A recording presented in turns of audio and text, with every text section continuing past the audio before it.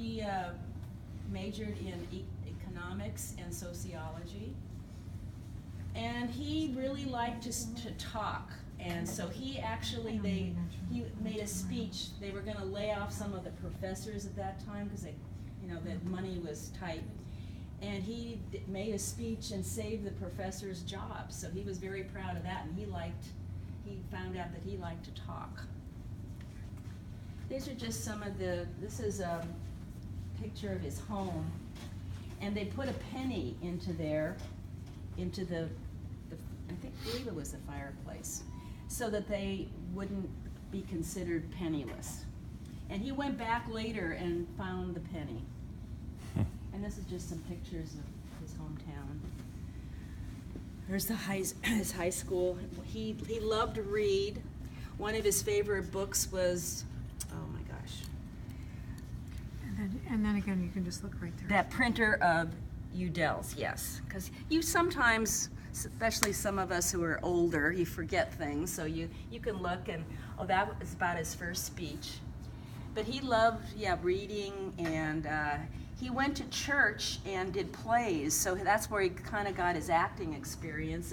But he didn't want to admit that he wanted to be an actor. That was kind of a secret.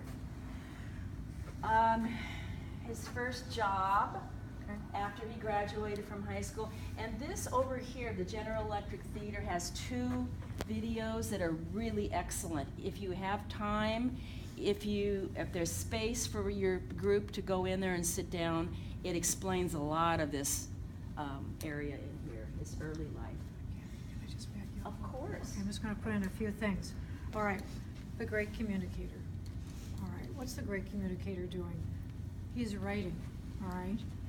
And this is something to emphasize. Ronald Reagan loves to write. He's writing in high school. There's 3 essays there.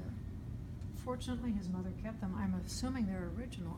Are they artifacts? All right. I believe so. Okay, the first one, Victory versus Conscience, if you want to refer to that, the story about a football game, all right? And during the game, the ref makes a bad call.